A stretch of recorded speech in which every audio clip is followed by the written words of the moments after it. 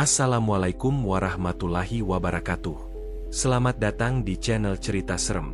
Sebelum lanjut cerita, tulis sholawat dulu di komentar ya, agar kelak kita mendapatkan syafaat di akhirat nanti. Amin.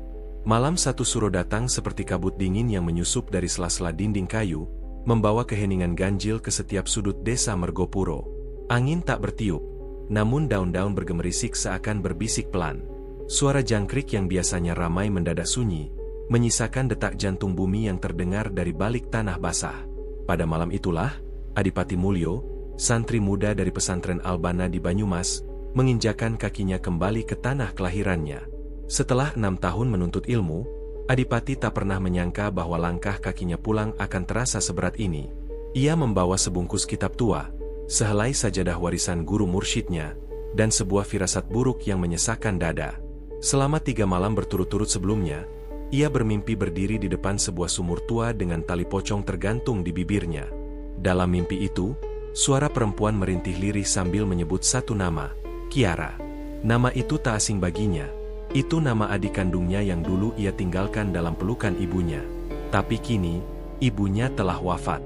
Hanya Kiara yang tersisa di rumah kayu tua peninggalan bapak mereka, yang telah lama mati karena digigit ular di ladang. Ketika Adipati sampai di mulut gang menuju rumahnya, udara di sekitar terasa berat. Lampu-lampu rumah warga temaram, bahkan sebagian tak menyala sama sekali. Rumah-rumah dipenuhi bau kemenyan dan bunga melati yang menyengat. Langkahnya semakin cepat saat melihat bayangan rumahnya berdiri muram di ujung jalan tanah, dengan pagar bambu separuh roboh. "Kiara?" panggilnya pelan dari teras. Pintu rumah terbuka perlahan. Sosok Kiara muncul, mengenakan daster putih lusuh, rambut acak-acakan menutupi sebagian wajah.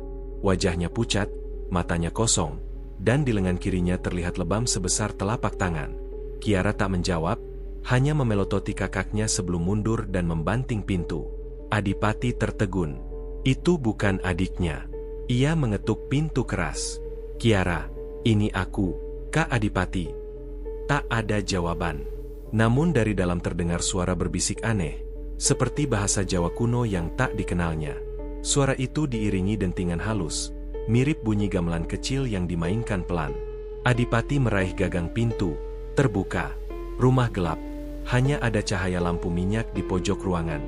Di tengahnya, Kiara terduduk di lantai, kepala tertunduk.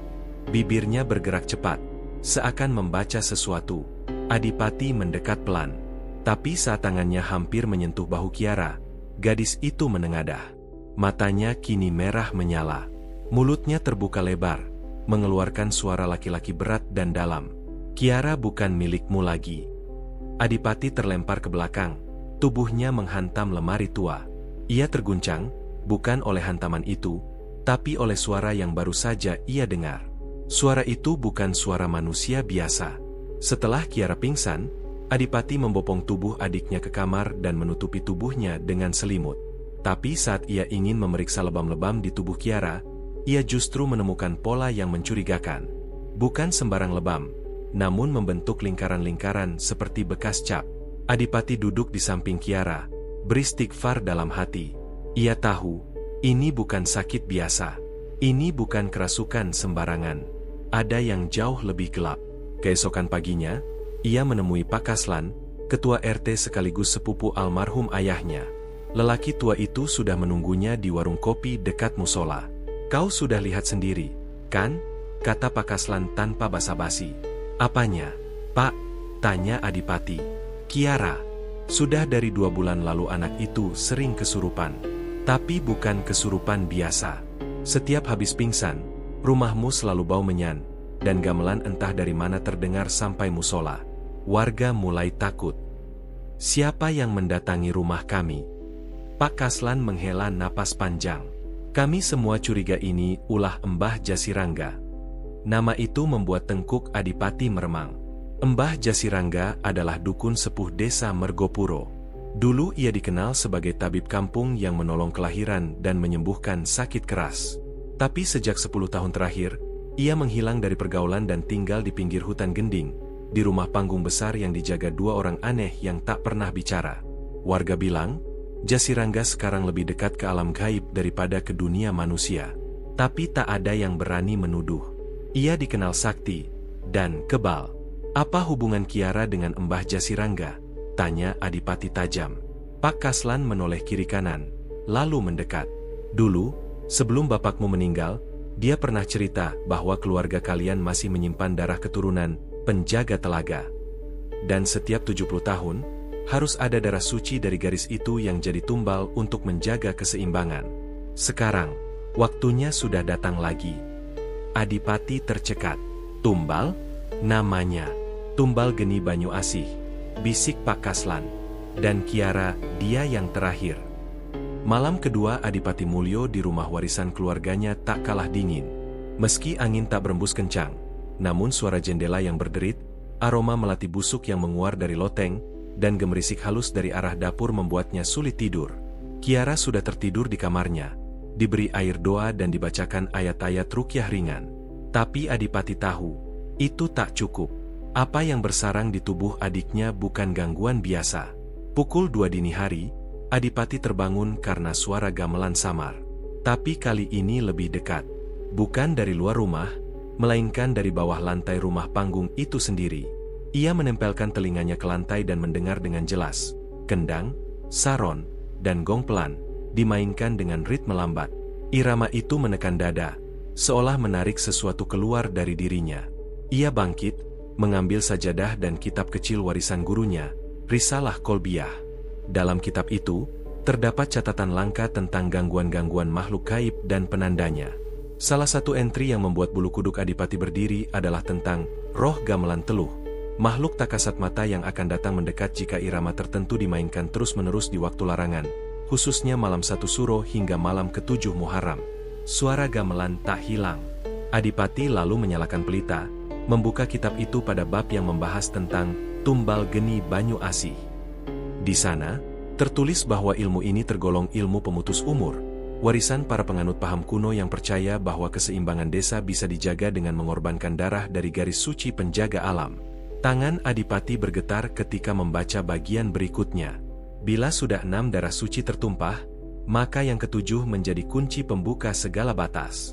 Ia tak akan mati, tapi akan diambil hidup-hidup ke dalam alam antara. Di sanalah roh akan dibakar dalam banyu geni, menjadi pelindung desa dari malapetaka, tapi juga tumbal tak pernah selesai. Adipati terdiam.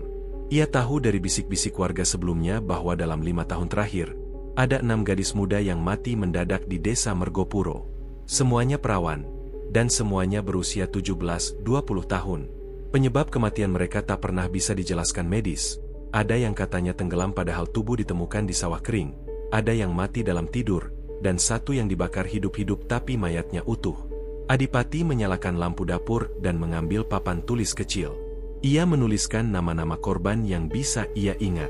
Raras Ayu, anak kepala dusun, mati di usia 17, katanya jatuh dari pohon. Indri Wahyuningsih, pembantu rumah tangga Pak Lurah, mati mendadak di kamar mandi. Sinta Wulandari, anak bidan desa, hilang lalu ditemukan tergeletak di bawah pohon beringin. Larasati, pelajar SMA, mati ketika tidur siang. Endah Permata mati di jalan menuju rumah, tubuhnya penuh arang tapi tak terbakar. Yuni Arlina ditemukan tewas di telaga kecil dekat Bukit Gending, matanya terbuka menatap langit. Semua korban perempuan, semua dari keluarga lama desa Mergopuro, dan semuanya berakhir mengenaskan. Adipati mencocokkan informasi itu dengan garis keturunan keluarganya. Ibunya, almarhumah Nyai Suparmi, adalah anak dari Mbah Sumirah, juru kunci Bukit Gending sebelum peran itu diberikan pada orang luar. Keluarganya jelas keturunan penjaga telaga, garis yang disebut dalam kitab sebagai penyimpan keseimbangan antara air dan api. Kiara bukan korban sembarangan. Ia adalah tumbal terakhir, yang ke-7, yang paling penting. Adipati segera menuju musala kecil di depan rumah. Ia bersujud, memanjatkan doa panjang. Tapi tiap kali ia melafalkan, Hasbunallah wa ni'mal wakil, bayangan wajah Kiara muncul di benaknya, bukan sebagai adik, tapi sebagai tubuh yang melayang dalam air panas, menggeliat tanpa bisa keluar, sementara seseorang di pinggir telaga menari dengan topeng kayu merah darah. Keesokan harinya, Adipati memutuskan mengunjungi satu-satunya orang yang mungkin tahu tentang hubungan Kiara dengan ritual ini, Bu Karsi, janda tua penjaga makam keluarga besar Mergopuro.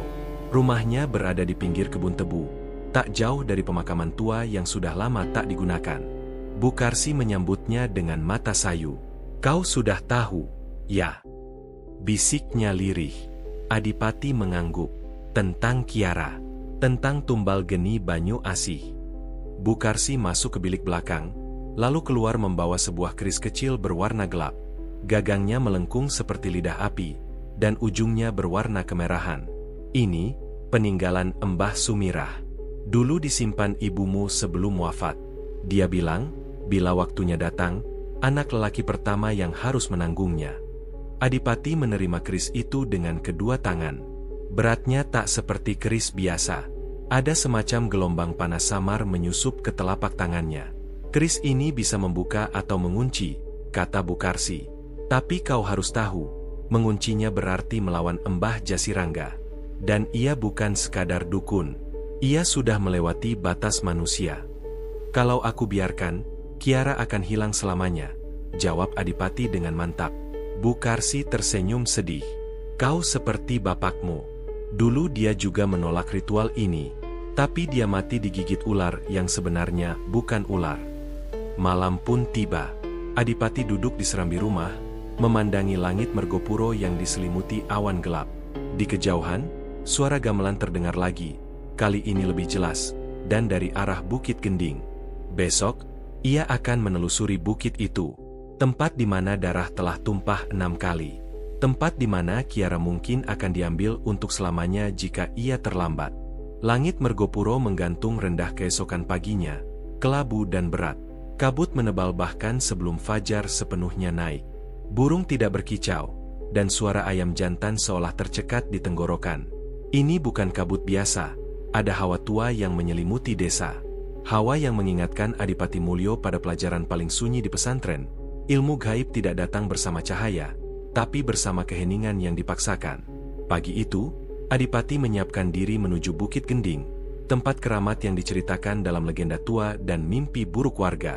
Ia mengenakan sorban putih, menyelipkan keris warisan Mbah Sumirah di balik jubah panjangnya, dan membawa segenggam garam, 7 daun bidara, serta kitab doa kecil. Benda-benda ini ia percaya dapat menahan benturan gaib tingkat awal.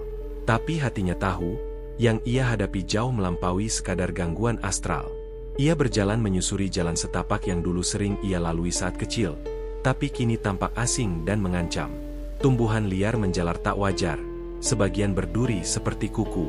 Di pertigaan menuju bukit, seorang pemuda desa menghampirinya. "Genta, sahabat lamanya semasa kecil. Aku dengar kau mau ke Bukit Gending," kata Genta, nafasnya berat. "Jangan sendirian. Aku ikut." Adipati sempat ragu, tapi ia tahu bahwa sendirian justru bisa lebih berbahaya.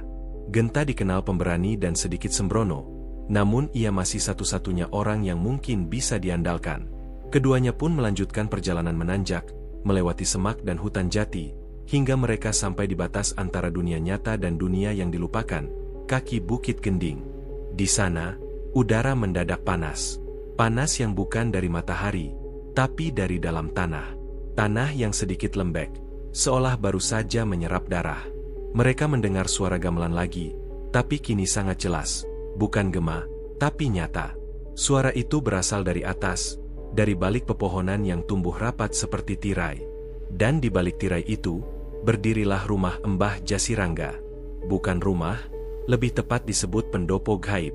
Bangunan itu tak terlihat dari jalan desa biasa. Atapnya berbentuk joglo, tapi hitam dan berselimut lumut tua. Asap tipis keluar dari genteng, berbau menyan dan rambut terbakar. 2 sosok berdiri di depan pintu, lelaki tanpa bola mata, dan perempuan dengan leher berputar ke belakang. Keduanya penjaga gaib yang bukan lagi manusia. Adipati merasakan lututnya lemas, tapi langkahnya tak terhenti. Genta di sebelahnya juga menahan ketakutan dengan cara menahan napas. Mereka mendekat. Sosok penjaga itu tidak bergerak, hanya mengikuti dengan kepala mereka yang tak wajar. Pintu pendopo terbuka perlahan. Aroma busuk menyambut mereka, bercampur aroma kembang 7 rupa. Di dalamnya, duduk seorang lelaki tua berjubah abu-abu kelam, bersila di atas lantai batu.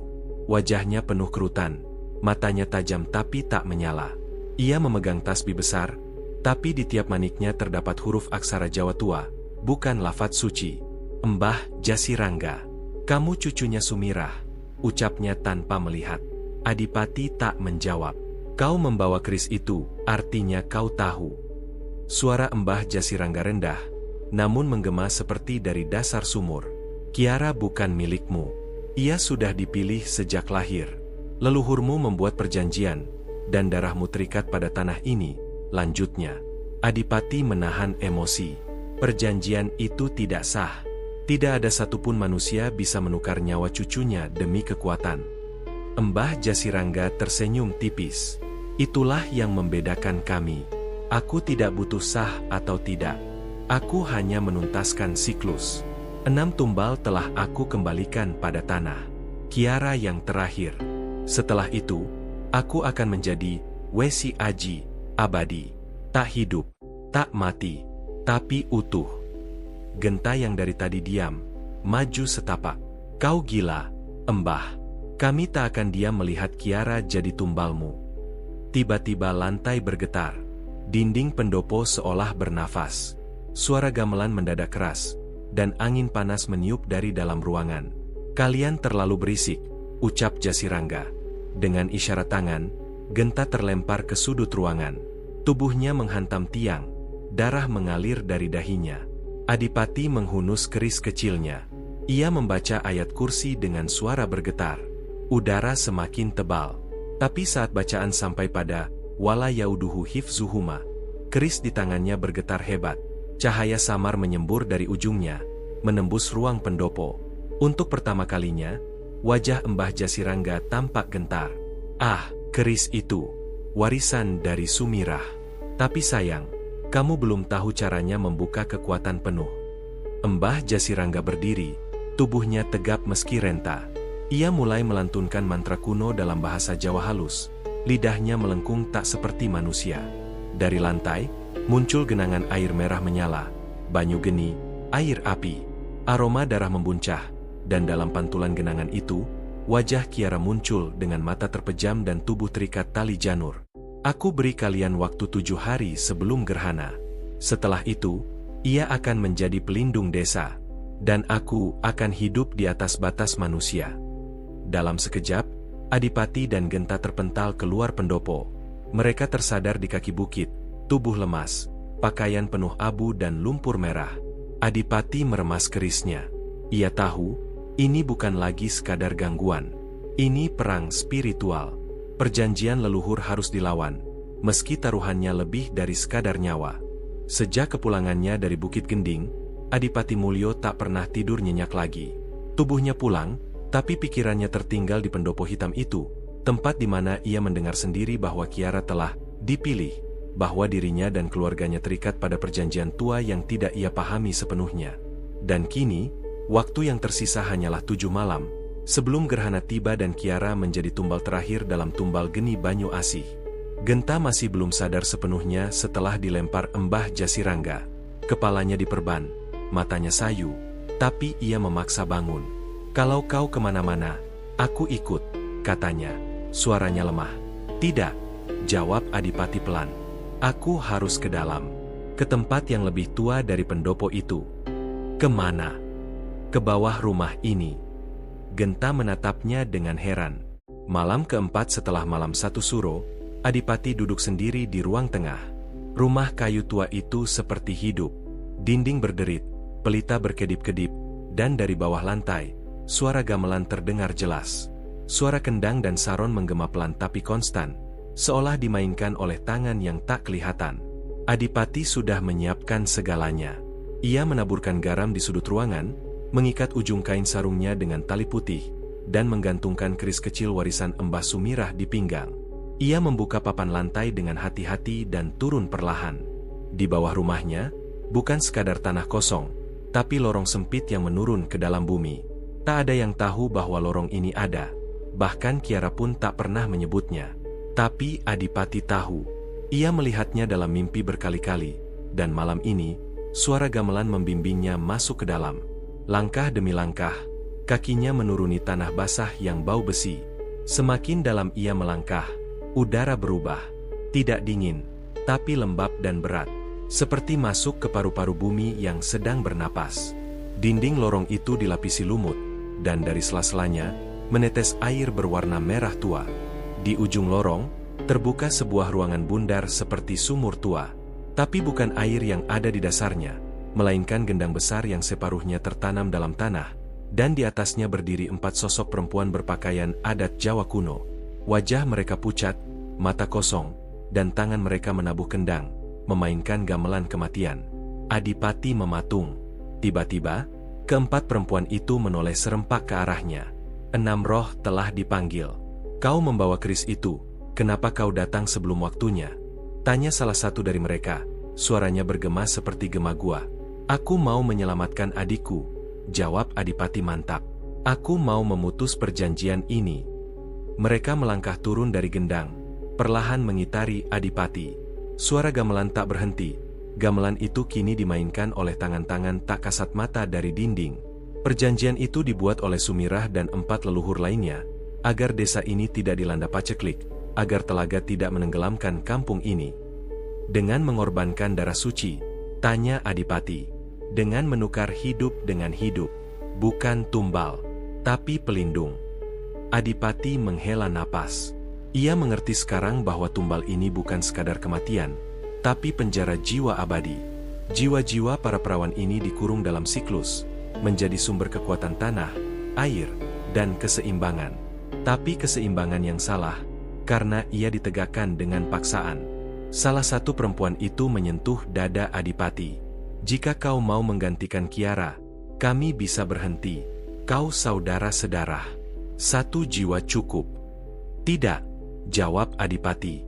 Aku ingin memutuskan semuanya. Aku ingin menyelamatkan mereka juga, kalian semua. Para perempuan itu menjerit serempak. Lorong bergetar, gendang pecah, dan dari dasar tanah menyembur cahaya merah, banyu geni, cairan panas seperti lava tapi berbentuk air. Adipati membaca ayat kursi, tapi tanah terus retak. Di tengah kekacauan, ia menghunus keris dan menusukkan ke tengah tanah cair itu. Cahaya meledak. Suara gamelan terhenti. Ketika ia membuka mata, ia sudah berada di atas lantai rumahnya. Nafasnya sesak, tubuhnya penuh tanah dan darah dari hidung. Tapi di sekelilingnya sunyi. Gamelan sudah tak terdengar. Kiara berdiri di pojok ruangan, menatapnya dengan mata normal. Ia menangis. Mas, ucapnya lirih. Adipati tersenyum lemah. Tapi dalam benaknya, ia tahu ini belum selesai. Karena suara terakhir yang ia dengar sebelum kembali ke rumah bukan dari perempuan-perempuan itu, tapi dari suara tua dan tajam. Kau membangunkan mereka sebelum waktunya. Sekarang, mereka lapar. Dan aku tak bisa menghentikannya lagi. Itu suara Mbah Jasirangga. Hari kelima setelah malam 1 suro. Desa Mergopuro seperti tubuh yang sedang menggigil. Dingin di luar, tapi berkeringat di dalam. Warga mulai resah. Anak-anak dilarang keluar rumah selepas asar, dan musala tua di ujung jalan dipenuhi orang-orang tua yang berzikir dengan mata berkaca. Kambing milik warga ditemukan mati dengan luka aneh, bekas cekikan, bukan gigitan binatang. Dan bau melati busuk mulai menyusup ke sumur-sumur tua. Tapi yang paling membuat warga tak tenang, telaga kecil di belakang Bukit Gending kembali mengalir merah. Telaga itu dikenal sebagai Telaga Lempung, warisan alam purba yang sejak ratusan tahun silam menjadi titik suci warga desa. Biasanya airnya jernih kehijauan. Tapi setiap kali ada kematian ganjil, airnya berubah keruh, dan jika berubah merah, itu pertanda satu hal, darah suci telah disentuh. Adipati Mulyo berdiri di tepi bukit, napasnya tersengal. Bersama Genta dan seorang sahabat pesantrennya yang baru tiba dari luar kota, Fahmi, ia nekat menyusuri jalan menuju telaga. Fahmi adalah ahli ilmu ruqyah dan tafsir mimpi. Ia tak tahu apa-apa tentang Mbah Jasirangga sebelumnya, tapi begitu mendengar penjelasan Adipati lewat surat, ia langsung naik bus pertama menuju Mergopuro. Kau yakin, telaga ini jadi pusat kekuatan Mbah Jasirangga? Tanya Fahmi. Semua tumbal ditarik ke sini, jawab Adipati. Di bawah permukaan telaga ini, ada gerbang. Banyu geni yang kutemukan di lorong rumahku pasti bersumber dari sini. Genta menunjuk satu titik di kejauhan. Lihat itu. Di pinggir telaga berdiri seorang perempuan tua mengenakan selendang hitam, menari dengan gerakan pelan namun aneh. Gerakannya patah-patah, tapi selaras dengan irama yang hanya mereka bertiga bisa dengar. Dari bawah telapak kakinya, air telaga berbuih merah. Langit di atasnya tampak lebih gelap, seolah awan hanya menggumpal di sana. "Siapa itu?" tanya Fahmi. Adipati terdiam. "Itu bukan manusia biasa. Itu adalah Nyai Sundari, roh tua yang disebut dalam kitab Mbah Sumirah sebagai penjaga timbangan air dan darah. Konon, Nyai Sundari dulunya adalah perawan ketujuh yang menolak jadi tumbal. Ia dibakar hidup-hidup di tepi telaga, tapi rohnya tidak pernah mati, melainkan menjadi wasilah antara dunia manusia dan kekuatan pendendam bumi." Fahmi membuka kitab doa. Ia mulai membaca doa perlindungan. Genta bersiap dengan garam dan air ruqyah. Tapi Adipati melangkah maju. "Tidak, dia menungguku." Langkah Adipati membelah rumput tinggi. Di tiap langkahnya, tanah seperti memanas. Telaga semakin merah, dan airnya mulai membentuk pusaran. Nyai Sundari berhenti menari. Ia menoleh pelan, menatap Adipati dengan mata kosong. Bibirnya bergerak, dan meski tak ada suara, Adipati bisa mendengar pesan itu langsung di benaknya. 7 roh telah ditanam, tapi 1 tumbal hilang arah. Ia harus kembali sebelum gerhana menyatu dengan tanah. Adipati tahu, itu Kiara. Gadis itu kini hidup, tapi jiwanya sudah menyentuh ambang antara dua dunia. Jika ia tak dikembalikan sebelum malam gerhana, tubuhnya akan tetap hidup, tapi rohnya akan menjadi penjaga abadi telaga, seperti Nyai Sundari. Tiba-tiba, dari dalam pusaran telaga muncul siluet tubuh-tubuh perempuan. Wajah mereka dikenal Adipati, Raras, Sinta, Yuni, gadis-gadis yang jadi korban sebelumnya. Mereka menangis dalam diam, rambut mereka menjuntai panjang menutupi wajah, dan tangan mereka terulur ke permukaan, seolah memohon dibebaskan. Fahmi membaca ayat kursi keras-keras. Genta menyiramkan air ruqyah ke tanah, tapi tidak ada reaksi. Nyai Sundari hanya berdiri diam, menatap Adipati. "Kenapa mereka tak bisa bebas?" tanya Adipati. Dan saat itu, suara berat terdengar dari balik rimbun pepohonan. Karena ikatan darah belum diputus, Mbah Jasirangga muncul. Ia berdiri di antara kabut telaga dengan tongkat kayu berukir naga. Bajunya kali ini bukan jubah kelabu, melainkan kain kembang mayang, kain yang hanya dipakai dalam ritual pemanggilan leluhur. Matanya menyala, bukan karena amarah, tapi karena yakin waktunya sudah dekat. "Kau datang terlalu cepat, Adipati," katanya sambil berjalan pelan. "Gerhana tinggal 2 malam lagi. Aku sudah siapkan segalanya. Tapi kenapa kau bawa tamu?" Ia menatap tajam ke arah Fahmi. Sekejap, kitab di tangan Fahmi terbakar sendiri.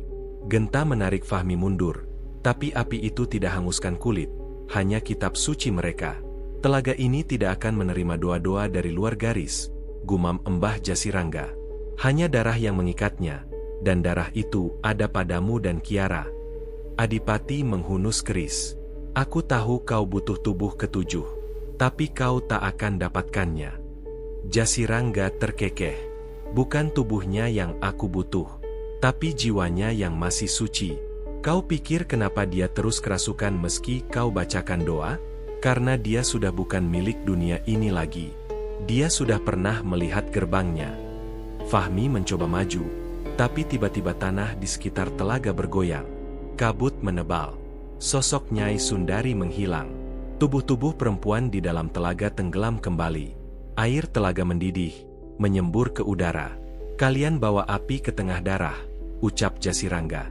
"Kalian pikir bisa menyelamatkan Kiara, tapi yang kalian lakukan hanya membangunkan yang lama tidur."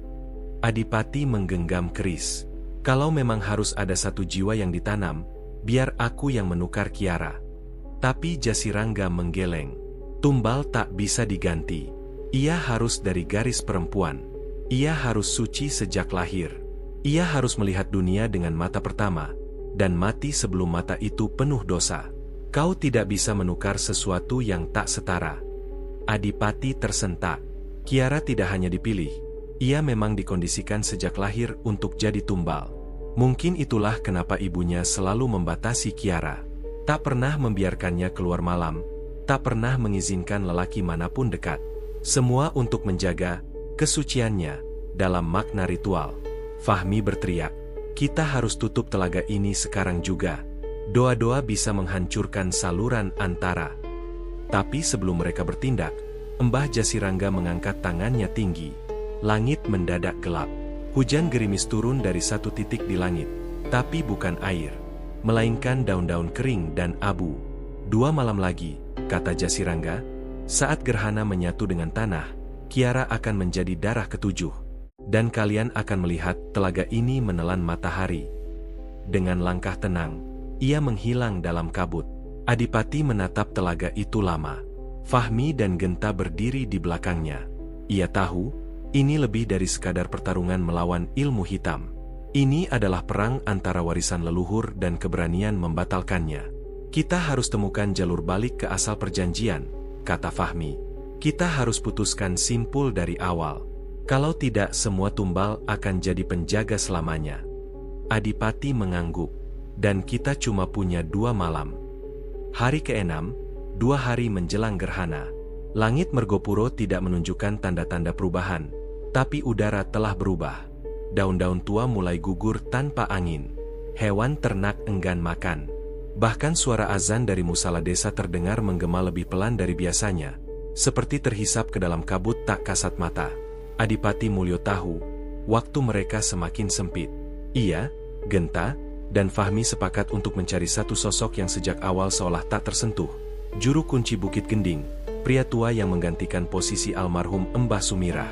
Ia adalah satu-satunya saksi hidup yang masih menyimpan catatan asli tentang perjanjian Tumbal Geni Banyu Asih. Namanya Pak Sengkolo.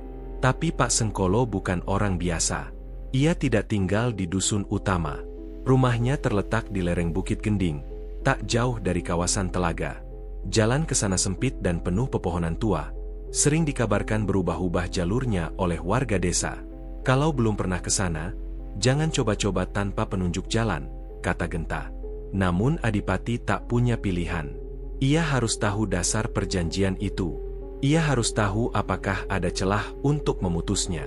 Pukul 9 pagi, mereka bertiga berangkat dengan membawa sesajen kecil, bunga 7 rupa, dupa, dan sirih. Bukan untuk menyembah, tapi agar jalan ke rumah Pak Sengkolo tak diputar oleh makhluk penjaga kawasan.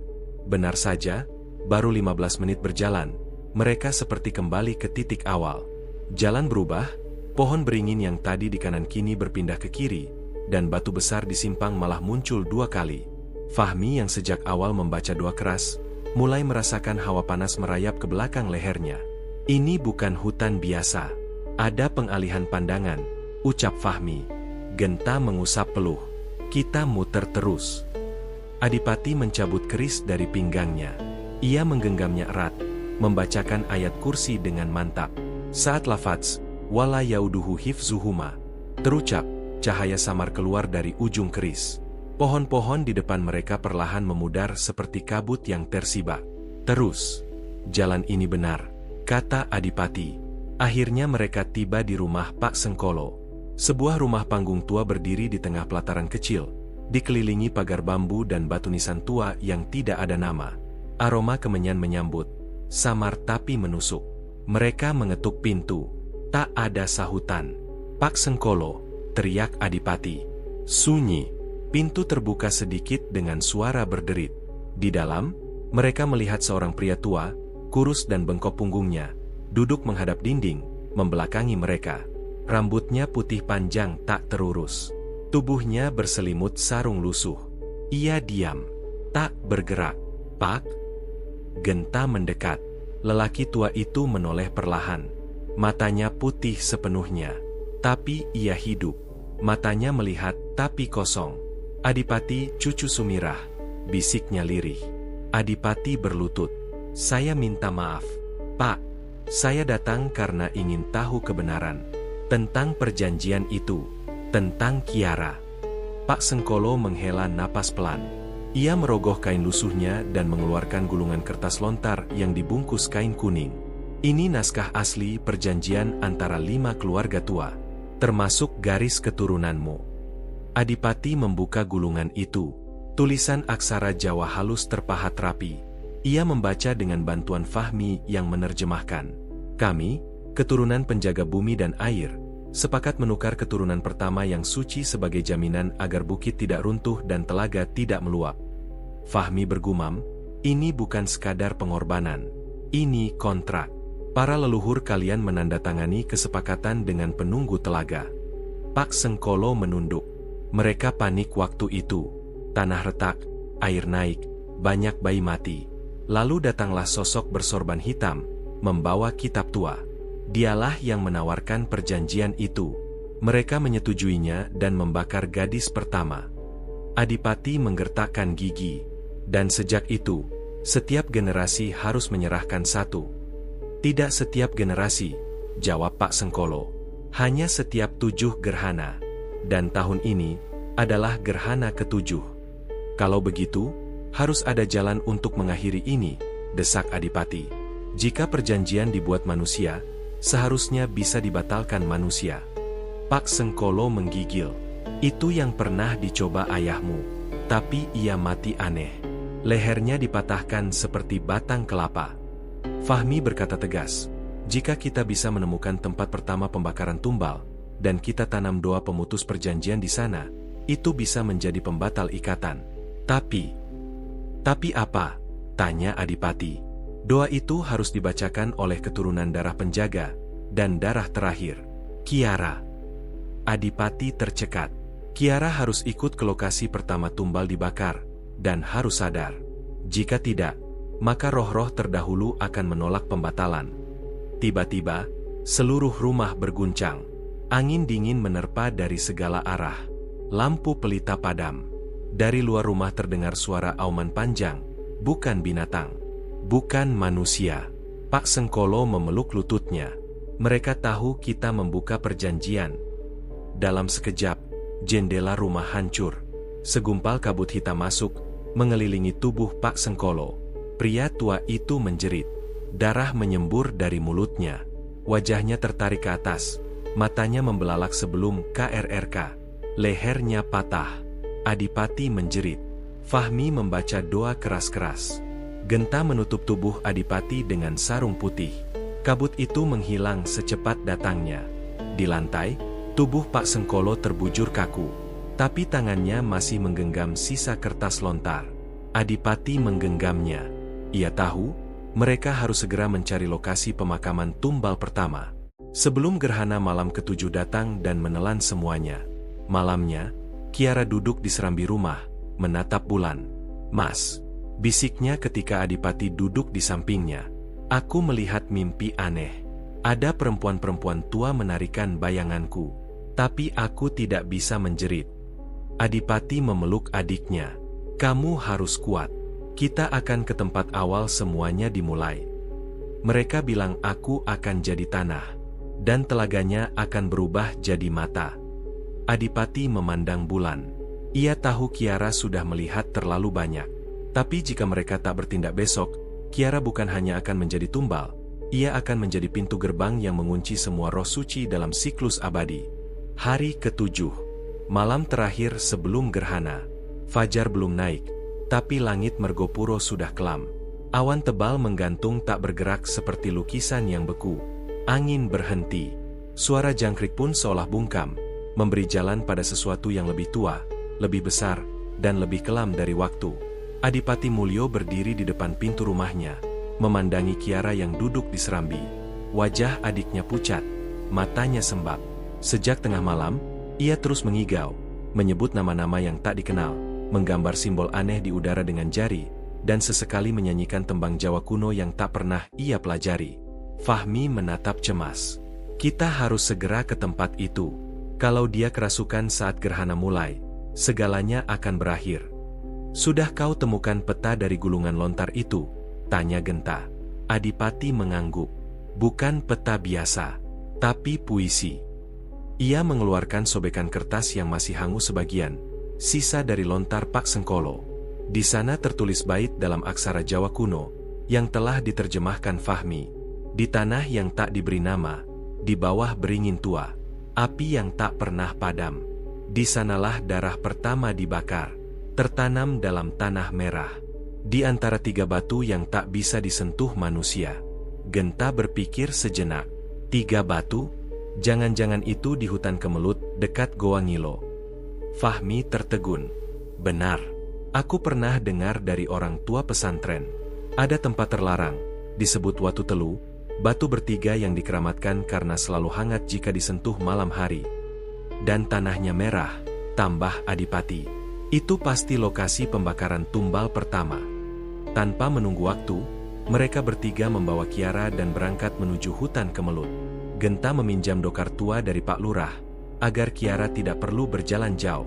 Sepanjang perjalanan, Kiara memejamkan mata sambil bergumam. Mereka sudah berdiri, Mas, mereka sudah menunggu. Hutan kemelut memang terasa berbeda. Tidak seperti hutan biasa, di tempat ini suara selalu terdengar teredam. Langkah mereka seolah tak memantul. Cahaya mentari yang menyelinap pun tak bisa menembus rapatnya daun. Mereka berjalan perlahan, menghindari dahan kering yang menjuntai seperti jari makhluk tidur. Setelah 2 jam menyusuri hutan, mereka tiba di Watu Telu. 3 batu besar tersusun rapi membentuk segitiga. Di tengahnya, tanah berwarna merah tua, dan tepat di atasnya berdiri pohon beringin raksasa dengan akar menjuntai ke segala arah. Udara di sekitar tempat itu jauh lebih hangat daripada area lain. Bahkan di tengah pagi yang dingin, peluh mulai membasahi dahi mereka. Fahmi mengeluarkan kertas doa pembatal perjanjian. Ia sudah menyiapkan rangkaian ayat dan niat pemutusan ikatan spiritual, tapi dengan syarat utama, harus dibacakan oleh darah terakhir, yakni Kiara sendiri. Kiara membuka mata perlahan. Ia menatap tanah di tengah batu itu. Di sini, tempat mereka semua dibakar. Ya, Dik, bisik Adipati. Tapi hari ini, kita bebaskan mereka. Tiba-tiba angin bertiup kencang. Daun-daun beterbangan. Teriakan terdengar dari segala arah. Dari balik pohon-pohon, muncul bayangan perempuan-perempuan berambut panjang dengan tubuh setengah hangus. Wajah mereka kosong, tapi mata mereka menyala merah. Mereka bukan menyerang, tapi menonton. Menyaksikan. Kiara maju ke tengah lingkaran batu. Fahmi menyerahkan kertas doa. Baca pelan-pelan. Hati-hati. Jika mereka mencoba masuk ke tubuhmu, lawan. Kiara mulai membaca. Suaranya bergetar. Tapi setiap ayat terucap, langit bergemuruh. Batu-batu di sekelilingnya mengeluarkan asap tipis. Pohon beringin menggigil. Namun, di tengah bacaan, tanah berguncang. Dari balik kabut, muncul sosok tinggi berjubah kelabu, Mbah Jasirangga. Kalian benar-benar bodoh, geramnya. Kalian pikir bisa memutus perjanjian suci dengan doa semata? Ini bukan sekadar janji manusia. Ini kontrak darah. Ia mengangkat tongkatnya tinggi. Dari langit, turun semburan api kecil, menghantam pohon beringin. Api menjalar cepat, tapi anehnya tidak membakar daun. Justru membentuk sosok raksasa berwajah perempuan menangis. Kiara berhenti membaca. Matanya kosong. Tidak, jangan berhenti, teriak Fahmi. Tapi Kiara sudah menunduk. Mulutnya tak bersuara. Mbah Jasirangga tertawa. Dia sudah kuikat sejak malam kelima. Yang kalian bawa sekarang bukan lagi adikmu. Adipati mencabut keris. Ia maju, berdiri di hadapan adiknya sendiri. Tapi bukan Kiara yang menatap balik, melainkan mata Nyai Sundari. Tubuh ini milik kami sekarang, ucapnya dengan 2 suara. Tanpa pikir panjang, Adipati menusukkan keris ke tanah, bukan ke Kiara. Tanah memercik darah. Batu-batu bergetar. Dan tiba-tiba, dari balik semak, suara nyaring meneriakkan doa pembatal ikatan dengan fasih. Bismillahilladzi la yadurru ma ismihi syai'un. Suara itu milik Pak Lurah Mergopuro. Ia datang bersama beberapa warga, membawa kitab tua lain yang ia simpan selama bertahun-tahun. Kita semua cucu tanah ini, Jasirangga, teriak Pak Lurah. Dan hari ini, kita akhiri kutukan ini. Seketika, suara wanita-wanita gaib berubah jadi jerit kesakitan. Langit terbelah. Dari atas, cahaya putih turun seperti hujan. Pohon beringin terbakar habis, dan tanah di tengah batu terbuka, memperlihatkan kubur mayat perempuan dalam posisi sujud, tapi wajahnya utuh, air matanya mengalir. Kiara terjatuh. Pingsan. Mbah Jasirangga menjerit. Tubuhnya terangkat, lalu terbakar oleh api yang keluar dari dalam tanah. Tidak, kalian tak bisa lepas, perjanjian ini tak akan pernah mati. Dan ia lenyap dalam suara ledakan kecil. Angin berhenti. Suasana hening. Adipati memeluk tubuh Kiara. Ia sadar, ritual telah usai. Tapi bukan berarti bahaya menghilang.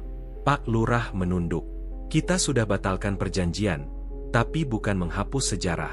Akan selalu ada yang coba membangunkannya kembali. Malam itu, warga Mergopuro kembali menyalakan pelita di musala. Telaga Lempung kembali jernih. Tapi beringin tua dan Watu Teluk kini hanya tinggal tanah hangus. Kiara tidur tenang. Tapi dalam tidurnya, ia menggenggam segumpal tanah merah dan tersenyum samar. Matahari terbit di ufuk timur desa Mergopuro dengan warna yang ganjil. Bukan jingga keemasan seperti biasa, melainkan merah tembaga, seolah langit belum sepenuhnya pulih dari luka malam sebelumnya. Burung-burung tak bernyanyi. Embun di pucuk rumput seperti menahan napas. Adipati Mulyo berdiri di halaman rumahnya, memandangi Kiara yang masih tertidur di pembaringan dalam.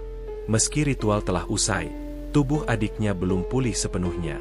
Sejak pagi, Kiara belum membuka mata. Ia tampak tenang, tapi jari-jarinya sesekali mengepal sendiri, seolah menggenggam sesuatu yang tak kasat mata. Fahmi duduk di teras, mengamati langit. Gerhana memang sudah lewat, tapi jejaknya masih tertinggal. Tak akan hilang begitu saja. Genta menghela napas, memegang seikat bunga kenanga. Telaga Lempung memang sudah jernih, tapi warga tetap takut mandi di sana. Semalam aku lihat permukaannya beriak meski tak ada angin. Adipati menunduk. Kutukan mungkin sudah terputus, tapi roh-roh yang dikurung di sana belum semua pergi. Beberapa mungkin tetap tinggal. Di sisi lain desa, suasana tak sepenuhnya tenang. Seorang warga tua, Mak Jumirah, datang berlari ke balai desa. Ia histeris, matanya membelalak dan mulutnya gemetar. Anakku, Pak Lurah, dia bicara bahasa aneh semalam. Tidur sambil duduk, dan mukanya bukan mukanya. Pak Lurah, yang semalam memimpin pemutusan perjanjian, segera mendatangi rumah Mak Jumirah. Di sana, anak lelaki usia 17 tahun, Marno, duduk diam di pojok kamar, menatap tembok. Wajahnya pucat, tapi matanya memerah seperti orang yang tidak tidur 3 hari. Mulutnya terus bergumam. Suara perempuan tua, tapi bukan milik tubuh itu. Fahmi yang dipanggil untuk membantu langsung paham. Ini bukan kerasukan biasa. Ini bukan makhluk liar. Ini warisan. Warisan? Tanya Adipati. Beberapa roh perempuan korban tumbal dulu, meski terbebas, belum tahu kemana harus pergi. Dan sebagian dari mereka mencari tubuh untuk berpijak sementara. Fahmi melantunkan doa pelindung. Marno berteriak keras, lalu pingsan. Ketika sadar, ia menangis dan berkata, "Aku mimpi berdiri di bawah langit merah, dikelilingi perempuan-perempuan menangis. Mereka menyuruhku, kembalikan darah kami." Adipati, Fahmi, dan Genta menggelar pertemuan kecil di musala malam itu. Beberapa tokoh masyarakat hadir. Pak Lurah berbicara pelan namun tegas. Kita berhasil memutus perjanjian, tapi itu hanya ikatan. Akibat-akibatnya tetap ada. Kita perlu menenangkan roh-roh yang belum selesai. Genta menyela, kalau tidak, mereka akan terus menempel ke orang-orang lemah jiwanya. Adipati memandang para sesepuh. Aku ingin membuat selametan dan ruatan desa. Bukan karena takut, tapi sebagai cara kita menutup luka. Tapi harus ada satu tempat untuk semua itu. Satu titik pusat penenangan. Satu pengikat baru. Pak Lurah mengangguk. Lumbung tua di sebelah makam tua itu. Di sana dulu tempat Mbah Sumirah menaruh benda pusaka penjaga desa. Kita bisa manfaatkan tempat itu. Fahmi menambahkan, tapi satu hal penting. Di titik itu harus ditanam batu penutup. Batu yang telah dibacakan doa, yang bisa menjadi penanda. Perjanjian lama telah selesai, dan roh-roh tak bisa menuntut kembali. Malam harinya, di bawah cahaya bulan yang perlahan kembali utuh, warga berkumpul di halaman lumbung. Doa-doa dipanjatkan. Ayat-ayat dibacakan bersahut-sahutan dengan kidung Jawa kuno. Satu persatu warga meletakkan bunga dan sejumput tanah dari rumah mereka di depan lumbung, simbol bahwa mereka menyerahkan bagian luka masa lalu ke titik ini. Kiara, yang akhirnya terbangun sore tadi, ikut hadir. Ia berjalan pelan, ditemani Adipati. Meski belum sepenuhnya sadar, ia membawa sepotong batu kecil berwarna merah tua. Itu adalah batu dari tengah Watu Telu yang ia genggam saat pingsan. Fahmi menyuruhnya menanam batu itu tepat di bawah tiang utama lumbung. Ini penanda, bukan untuk dikultuskan, tapi untuk diingat, agar tak ada lagi darah yang jatuh diam-diam, ucap Fahmi. Saat batu itu menyentuh tanah, angin berembus pelan, dan suara samar terdengar di telinga mereka bertiga, Adipati, Fahmi, dan Kiara, suara perempuan-perempuan yang dulu mereka lihat. Terima kasih, biarkan kami pulang. Dan malam itu, Mergopuro benar-benar sunyi, tapi bukan sunyi yang dingin, melainkan hening yang membawa damai.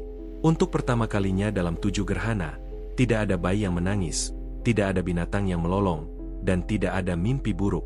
Namun saat semua telah pulang dan pelita dipadamkan, Adipati melihat satu hal aneh di langit timur. Bayangan hitam seperti sayap besar, mengembang sejenak di langit lalu lenyap seperti ditiup angin. Ia menatap Fahmi. Kau lihat itu? Fahmi mengangguk pelan. Perjanjian mungkin telah berakhir, tapi penjaga dunia lain belum semuanya kembali tidur. Sudah seminggu sejak batu penutup ditanam di bawah tiang lumbung.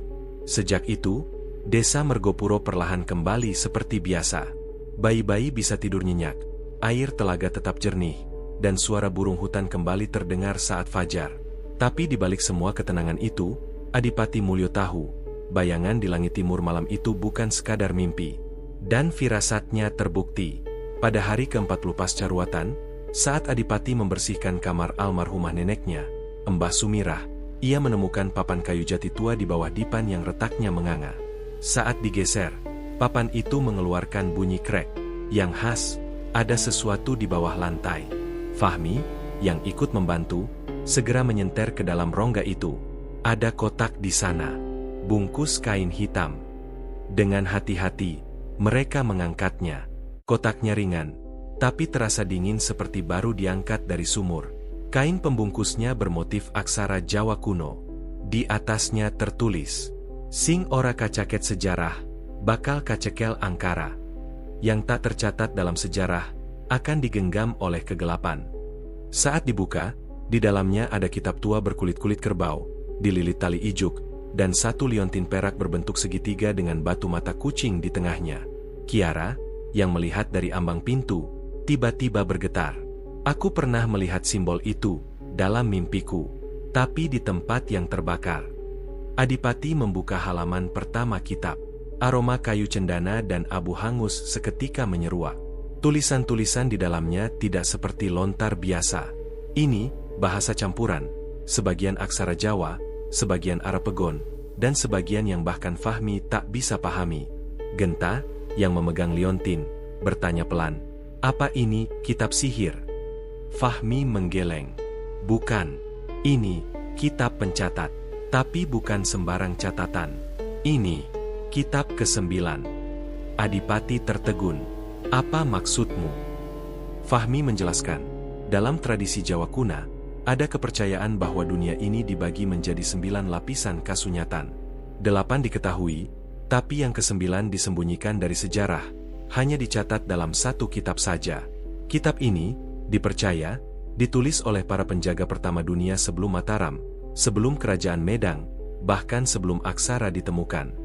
Mereka menemukan bahwa kitab ini berisi silsilah 5 garis darah utama penjaga keseimbangan tanah Jawa, salah satunya, keluarga Mulyo. Tapi anehnya, pada halaman ke-17, silsilah keluarga Mulyo dipotong secara kasar, seolah ada bagian yang sengaja dikoyak. Bekas tinta merah masih mengering di sisi robekan. Ada satu kalimat terakhir yang tertinggal.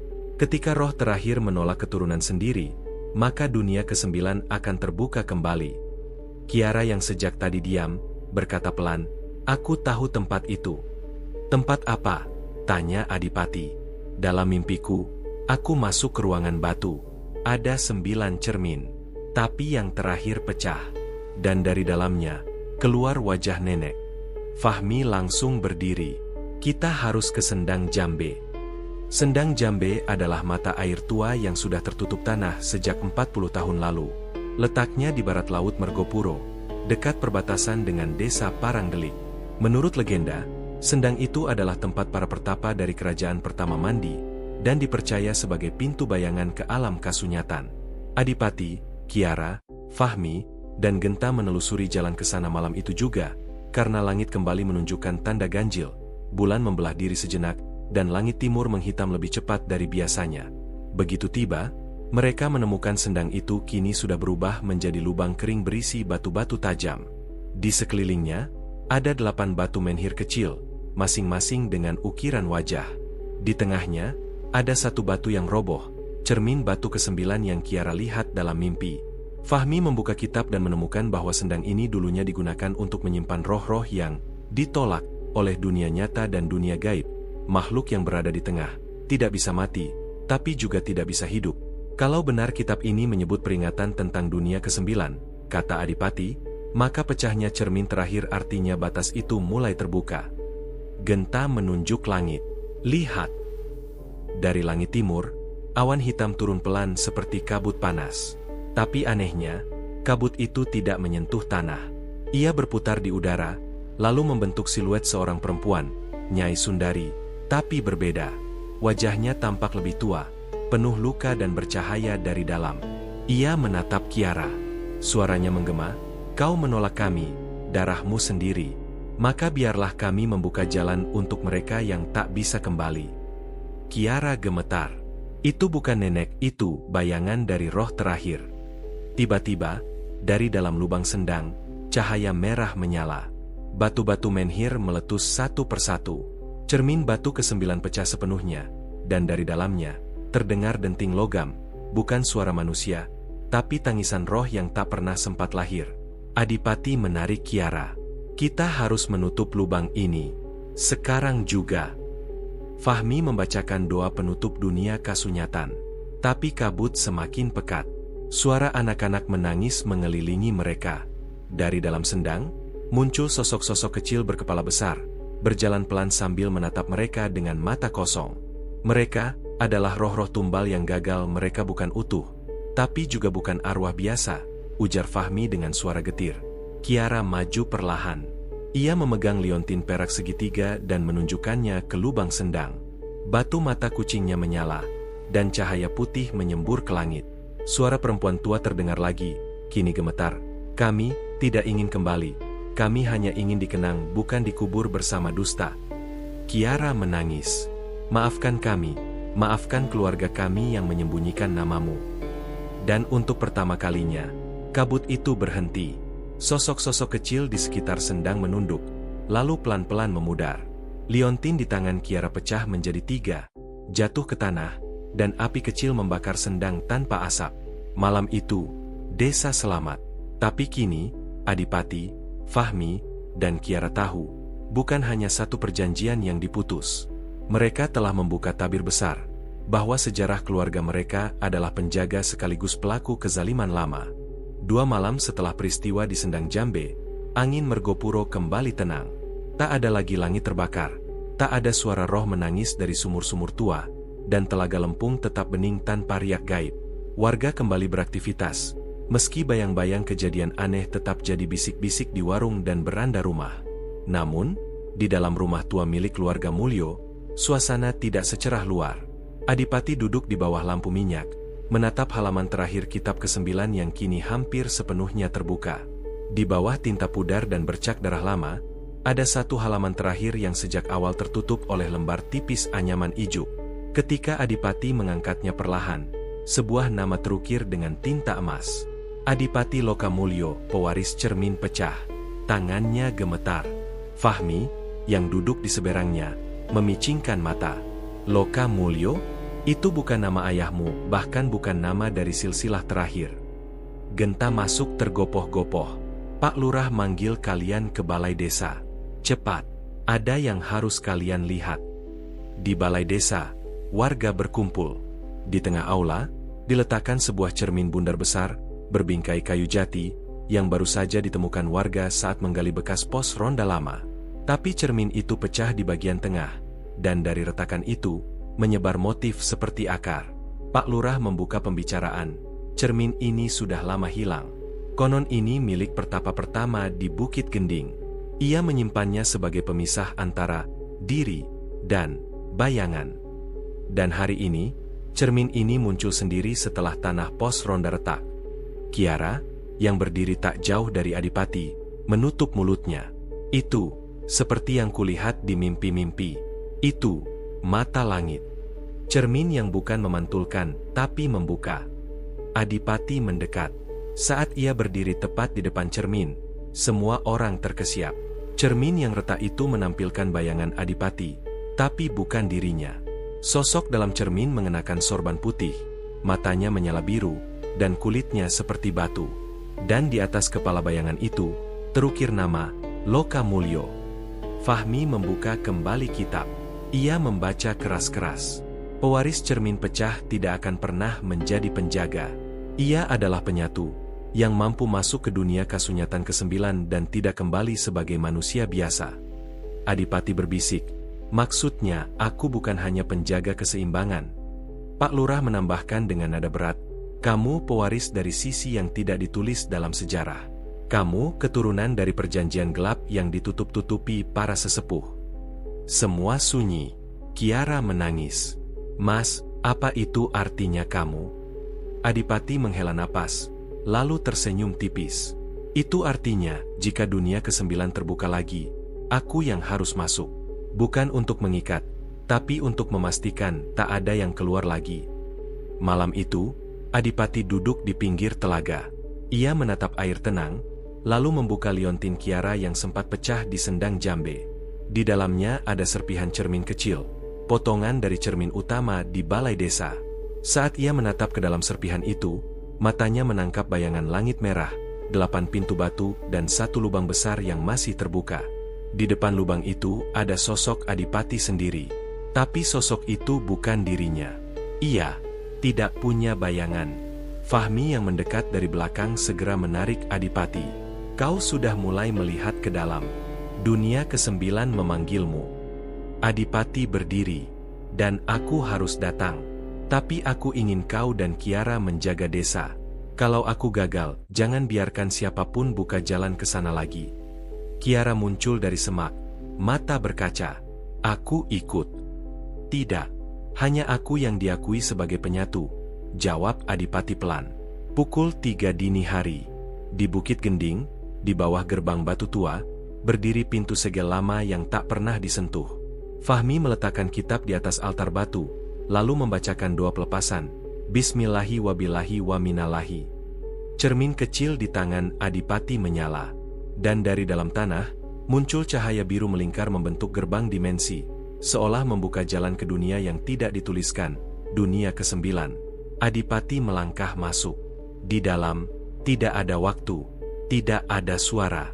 Hanya bayangan dari semua manusia yang pernah menyentuh sihir, pernah menyebut nama-nama lama dalam doa terlarang, dan pernah mewariskan luka dalam diam.